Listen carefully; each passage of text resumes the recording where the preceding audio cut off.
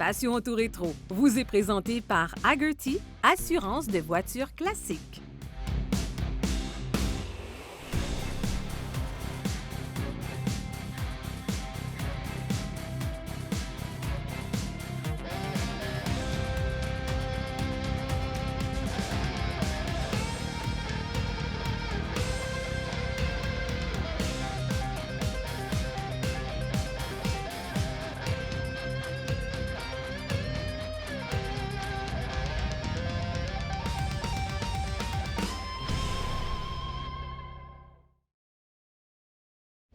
Bonjour à tous, bienvenue à Passion Auto Rétro. Aujourd'hui, c'est de Notre-Dame-des-Pins en Beauce qu'on vous présente l'émission.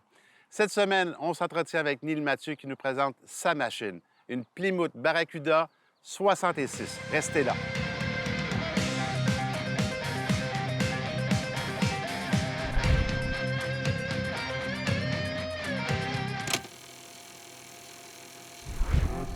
Le secret le moins bien gardé de Ford était au sujet d'une voiture sport compacte basée sur le châssis de la Falcon. Dans un créneau similaire, il y avait aussi la Chevrolet Corvair Spider qui offrait une puissance de 150 chevaux. Chrysler travailla donc à la conception d'une voiture semblable. Comme le budget était limité suite aux dépenses pour la Chrysler Turban, on utilisa la Valiant, à laquelle on concocta une section arrière fastback avec la plus grande lunette arrière à ce jour, soit 14,4 pieds carrés.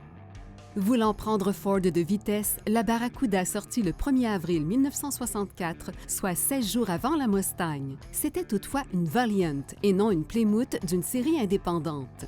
En 1966, les choses changent quelque peu. Le nom Valiant disparaît peu à peu, les freins à disque sont disponibles et l'avant de la voiture ainsi que le tableau de bord changent. La Barracuda dispose toujours de deux 6 cylindres de 170 et 225 pouces cubes, délivrant de 101 à 145 chevaux et d'un V8 de 273 pouces cubes de 180 chevaux. Une nouvelle version Formula S est disponible avec ce même V8, mais celui-ci comporte un taux de compression plus élevé, des pistons et un arbre à cames performant, un carburateur quadruple corps ainsi qu'un échappement double, pour une puissance de 235 chevaux. Malheureusement, les ventes n'atteignirent jamais le niveau de la Mustang et seulement 38 000 voitures furent produites en 1966. Le prix de base se situait à 2 556 $. Monsieur Mathieu, vous possédez une Plymouth Barracuda 1966, un petit bijou de voiture, une voiture très recherchée. Elle a eu également une réputation dans le monde des muscle cars. Mais vous, les premiers contacts avec l'automobile, ça a commencé très jeune. Vous êtes né avec un volant dans les mains. Comment ça commence, les premiers contacts? C'est quoi vos premiers souvenirs? Le premier souvenir, c'est avec mon père. Avec mon père, quand j'étais jeune, à l'âge de 2 ans, il m'amenait partout. Partout en automobile. Puis il travaillait dans un garage pour un carrossier, comme mon oncle était carrossier. Mon père travaillait pour lui. Puis, il y avait un Chevrolet pick-up 51. Fait que nous, on était tout le temps là, on était tout le temps au garage. Puis, Vous avez des souvenirs de petit garçon, probablement que vous regardiez votre père travailler avec son frère. Est-ce qu'il vous a fait participer des fois à certains petits travaux pour vous impliquer? J'amenais les outils. Tu sais, Vous impliquez un petit peu. Oui, un petit peu, tout le temps. Ouais. Puis déjà, à 5 ans, vous avez vos premières expériences de conduite. Oui. Ça a été mes premières expériences de conduite. Oui, ça a été sur lui. Quand on allait chez les grands-parents, il me faisait conduire une quinzaine de kilomètres. C'est moi qui tenais le volant. Fait que lui, il s'occupait de l'accélérateur et des freins. Puis vous étiez sur ses genoux? Oui, sur lui. Sur ses genoux. Ah oui. Puis il y a aussi une voiture significative qu'il y a eu. Vous me parliez d'un Oldsmobile 58, si je ne me trompe pas. L'auto que je me souviens le plus de lui, c'était un Oldsmobile 58. Pourquoi je me souviens de ça? C'est parce qu'on mettait l'essence sur l'aile arrière, ou Oui. la lumière arrière du côté du conducteur. Côté gauche. Oui. Oui. Il t'avait un tableau de bord incroyable, cette auto-là. Là. Les designs de ces années-là, on s'entend, 57, 58, chez GM, c'était incroyable. C'était leur 50e en 57. On a vu comme beaucoup de progression sur les modèles. Et ça, c'était le fameux petit phare arrière qui levait, qu'on pouvait mettre l'essence qui vous a comme allumé. Exact. Par la suite, les contacts avec l'automobile ont demeuré avec vous. Vous avez également parti avec un ami un petit commerce que je trouve assez plaisant dans la voiture miniature. Oui. Expliquez-moi un peu l'idée, puis qu'est-ce que vous avez fait? Bien, j'avais, tu sais, à l'adolescence, on a toujours des amis, tout ça. J'avais un ami très proche qui aimait beaucoup les autos comme moi. Puis, on avait décidé d'avoir un petit commerce de voitures à coller, là. Tu sais, on vendait Oui. des petits kits cars à coller. Puis, suite à ça, on avait ramassé un petit peu de fonds.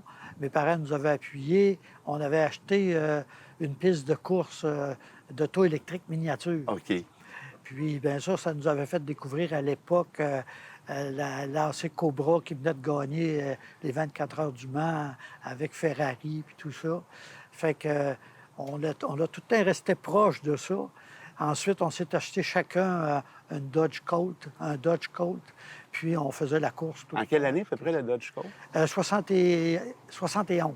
Donc, pour ceux qui sont Fin plus jeunes, c'est 61. pas le Dodge Colt qu'on voyait avec un 4 cylindres qui venait des Mitsubishi. Oui, Bel et bien. Oui, c'était ça exactement aussi? lui. C'était exactement OK, lui. c'est celui-là. Oui. Moi, j'avais un 2 portes, puis lui, il avait un 4 portes Station. Ah oui. Monsieur Mathieu, on va faire une petite pause, puis on continue notre histoire tout de suite après. Merci.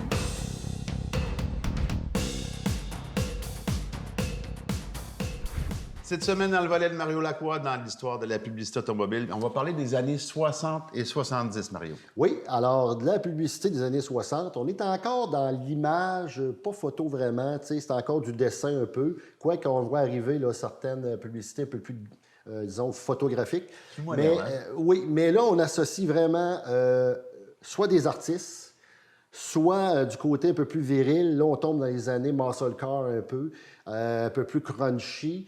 On le voit dans les publicités. Ou aussi, il y a beaucoup d'images de type psychédélique. Hein? On est le flower power est beaucoup Ouais. là-dedans, les couleurs, c'est très coloré. Alors ça, c'est une publicité quand même intéressante des années 60 sur les 10. On le voit clairement que c'est ça qu'on ciblait comme clientèle également, là.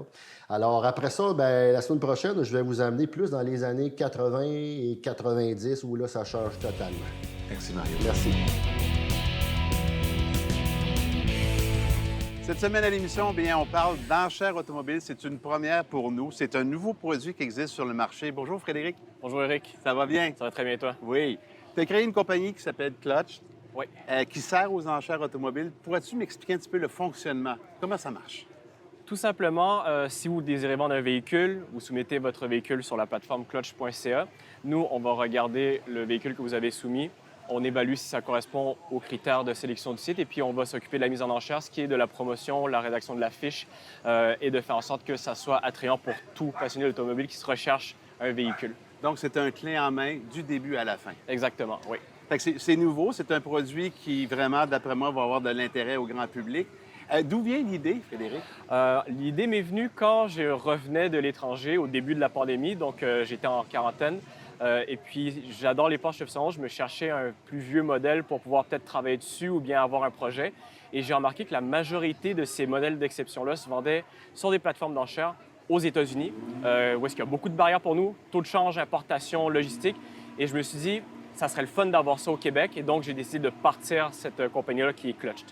Juste pour la logistique, quelqu'un qui ne connaît pas le milieu, qui doit s'informer, mais on évite beaucoup d'erreurs, justement, en fonctionnant avec de l'expertise, quelqu'un qui connaît ça. Donc, on ne prendra pas de mauvais chemin.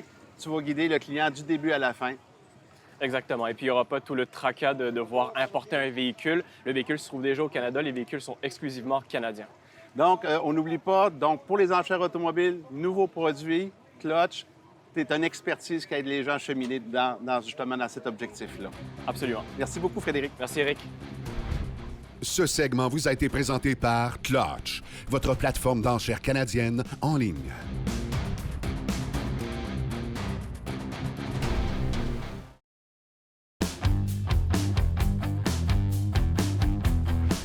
Ce segment est une présentation de Les voitures anciennes du Québec. Posséder une voiture ancienne, ça engendre des coûts autres que l'achat de la voiture.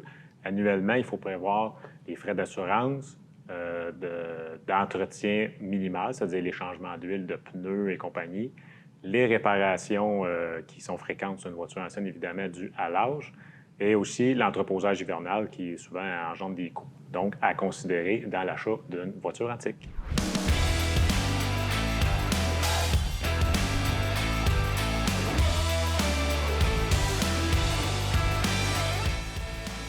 Monsieur Mathieu, on a vu tantôt un peu votre histoire de jeunesse, tous vos liens avec l'automobile. C'est très, très riche.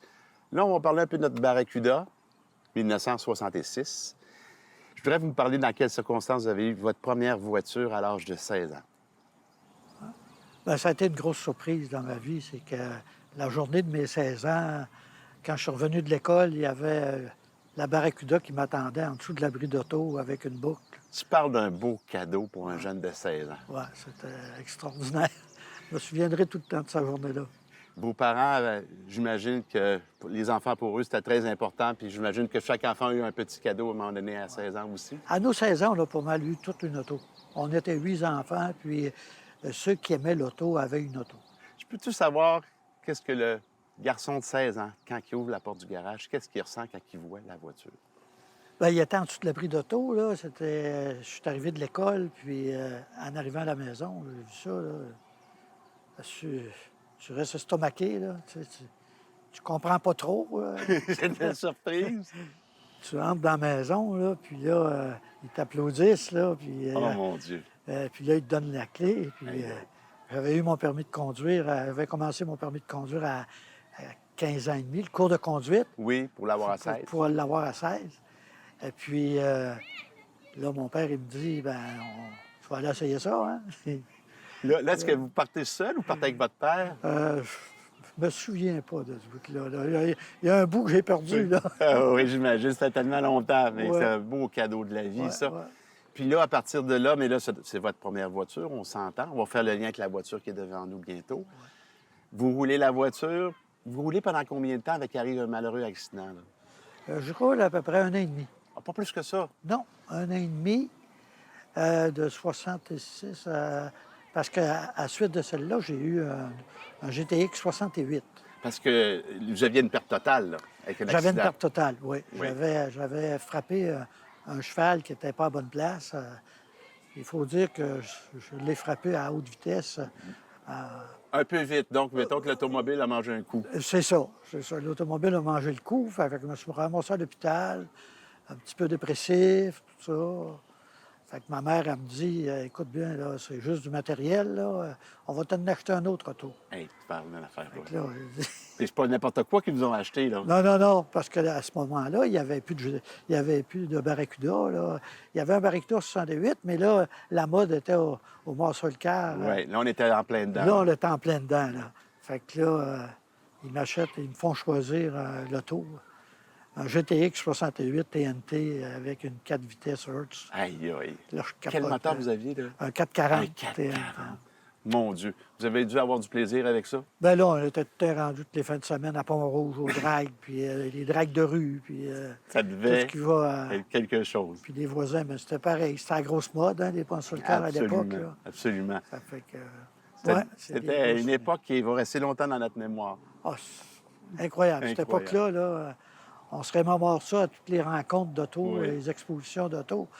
Quand les gars de Maupert se rencontrent d'un coin, on va taquiner les gars de Chevrolet. Ah, mais c'était des religions. Le gars de Ford, c'était des religions. C'est Mopar, GM, ça se débattait autour des soupers, savoir quelle était la meilleure. Exact. C'était comme ça dans ce temps-là. Exact. Là, on va faire le lien avec la voiture qui est devant nous. Ça, c'est pas la voiture que vous avez achetée il y a 16 ans, mais elle est pareille, Elle est identique, sauf la couleur. la couleur. La couleur, à l'époque, j'avais eu marine avec des bandes blanches. OK. Fait que là, c'est sûr que j'ai pas retrouvé la même, elle était toute démolie. Elle était pourrite, mettons. Exact. Puis parce que ces années-là, il aimait beaucoup la rouille. Hein? Oui, effectivement. Ça rouille assez rapidement. Assez rapidement. Puis, ce qui est arrivé, c'est que je l'ai vu à l'encan à Grenby OK. l'an dernier. Puis, ben là, ça m'a tombé. Ça m'a Le tombé cœur, dans le l'œil. petit coup de cœur. C'est vraiment un coup sentimental. Là. J'ai pas pu résister à l'acheter. là. Aïe, aïe. En terminant ce petit bout d'entrevue, j'aimerais ça que vous me parliez un peu de la mécanique. C'est quelle mécanique qu'il y avait dans le modèle la série S? Série S, il y avait le 273 Commando, 4 barils. On pouvait l'avoir manuel puis automatique. Manuel 3 vitesses. OK. Puis celle-là, la mienne était automatique 3 vitesses. Fait que c'est pas une mécanique compliquée. Assez performante, quand même? À l'époque, c'était la guerre avec les 289 de Ford puis les 327 GM. les 409 qui étaient dans les parisiennes, là, oui, ça tenait leur place. Absolument. Ouais. On prend une petite pause. On se retrouve tout de suite après.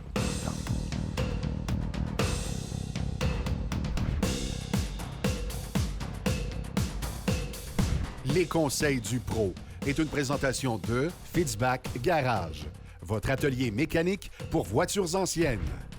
André, aujourd'hui, pour le Conseil du Pro, on se pose une bonne question. Est-ce que c'est nécessaire ou utile de faire la conversion d'un 6 volts à un 12 volts pour une voiture ancienne? C'est ni nécessaire ni utile. Parce que les voitures en 6 volts ont duré de façon neuve ou manufacturée jusqu'en 1954 pour les dernières, je dirais, pour la très grande majorité des manufacturiers. Il ne faut pas oublier, comme on parlait dans d'autres capsules, que les véhicules, à l'époque, roulaient l'été, l'hiver, en vacances, au travail, ces trucs-là.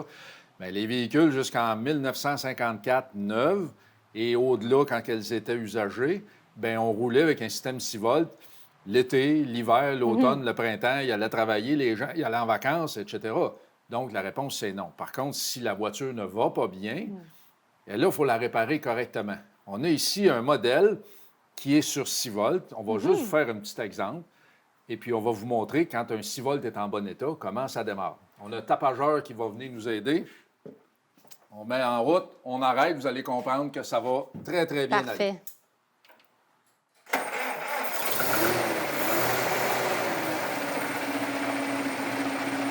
C'est bon, tapageur. Merci. Comme on peut le constater, ça fonctionne très, très bien. Et ce moteur ou cette voiture va démarrer comme ça, même si elle était dehors à moins 5 ou à moins 8 degrés, sans aucun souci. Parfait. Merci beaucoup, André.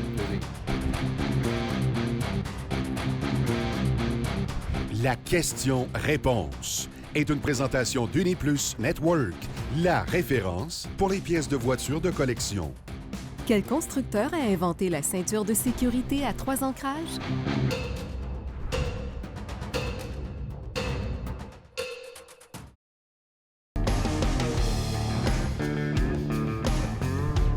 C'est Volvo qui a inventé la ceinture de sécurité à 3 ancrages, avec en tête l'ingénieur en chef Niels Bohlin. La Volvo PV544 devient la première voiture à être équipée de ceintures de sécurité à 3 points. Par souci de sécurité et conscient d'améliorer grandement la sécurité, Volvo a partagé son brevet avec les autres constructeurs automobiles. Peinte d'un vert Highland reconnaissable des décennies plus tard, la Ford Mustang GT Fastback 1968, équipée d'un puissant V8 de 390 pouces cubes et de jantes en alliage American Torque Trust, demeure une des voitures les plus iconiques jamais produites. Faisant partie de la première génération ayant débuté 4 ans plus tôt, la Mustang GT 1968 était notoirement connue comme une voiture rapide. En 1968, Ford proposait une panoplie de motorisation, du 6 cylindres en ligne Turf Power de 200 pouces cubes au V8 de 390 pouces cubes ou 6,4 litres, équipé d'un carburateur à 4 corps développant 325 chevaux. Par surcroît, un V8 gros bloc Cobra Jet de 428 pouces cubes ou 7 litres, d'une puissance conservatrice de 335 chevaux, était également offert en option.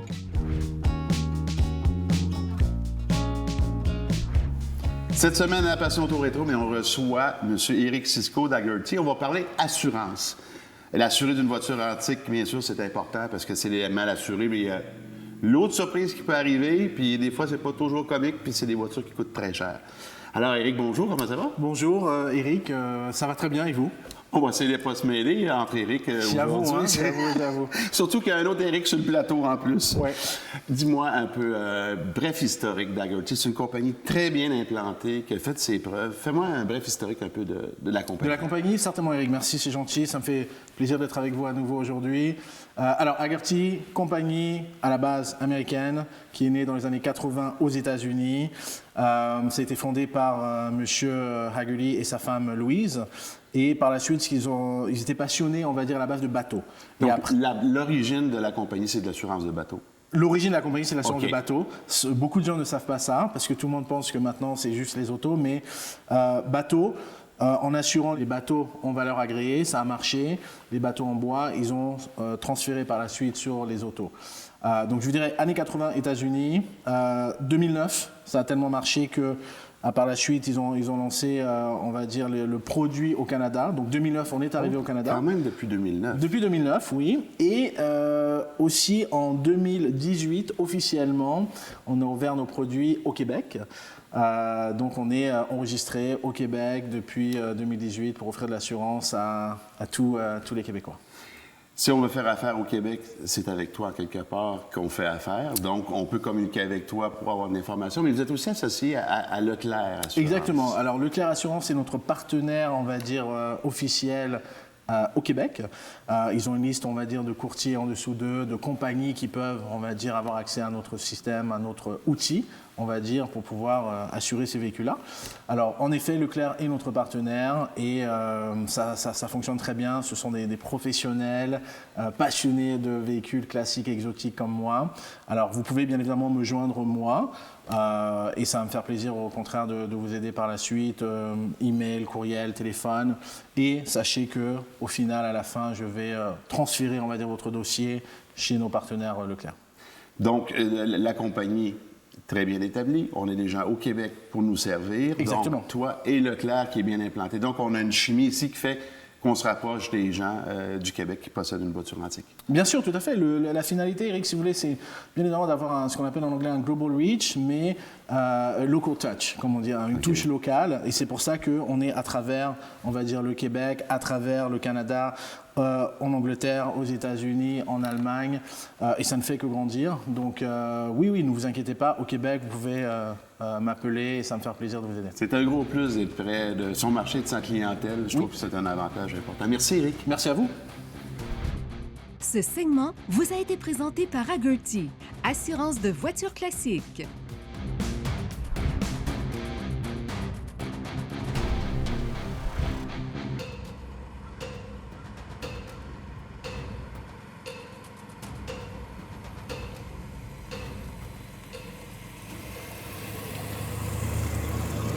Monsieur Mathieu, on va parler un petit peu de la Mustang pour mettre dans le contexte de l'époque. Il y a 16 jours de différence entre le lancement de la Mustang et le lancement de la Barracuda. C'est Chrysler qui est en avant de 16 jours. Mais, par contre, la Mustang était empruntée de la Falcon, mais ils l'ont travaillé pour faire vraiment une voiture différente côté là. Alors que Chrysler a pris ses voitures, dont le Dodge Dart, qui est la plateforme A, et a dessiné une voiture qui était trop semblable à la voiture courante. Fait que la clientèle s'est vraiment intéressée à la Mustang parce qu'elle était distinctive. Puis, historiquement, les gens écrivent que la voiture de Ford a eu beaucoup plus de succès à cause du design principalement. Puis, au niveau des ventes aussi, ça s'était vraiment... ça a apparu au niveau des ventes. On parle d'environ 600 000 voitures du côté de la Mustang, puis on est dans les 60 000 du côté du Barracuda. Fait que c'est vraiment là la différence. Il y en a une bonne. On peut parler un peu du lancement aussi de la Mustang qui était grandiose. Hein? Oui.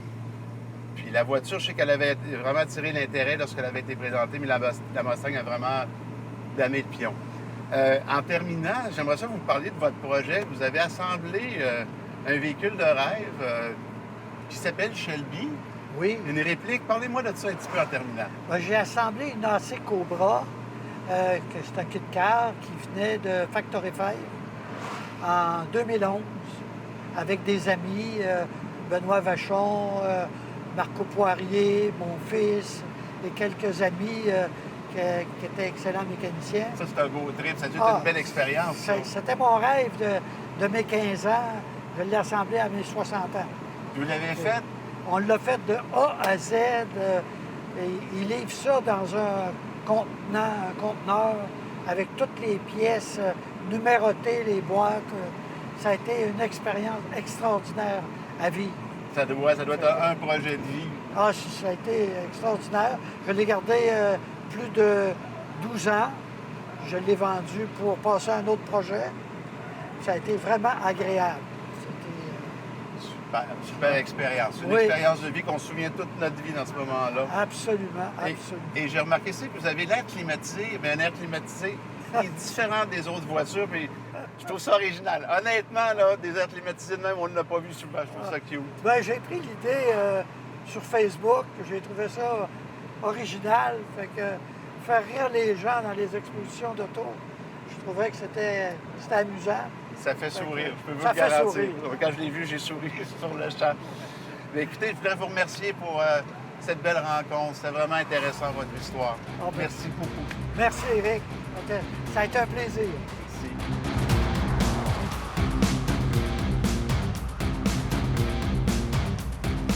Les voitures de la semaine vous ont été présentées par Uniplus Network, la référence pour les pièces de voitures de collection. Eh bien, c'était Éric Fortier. J'espère que vous avez apprécié. Au nom de toute notre équipe, je vous souhaite une très bonne semaine et je vous donne un rendez-vous la semaine prochaine pour une autre émission Passion Auto Rétro. Passion Auto Rétro vous a été présenté par V8 Passion et Hagerty.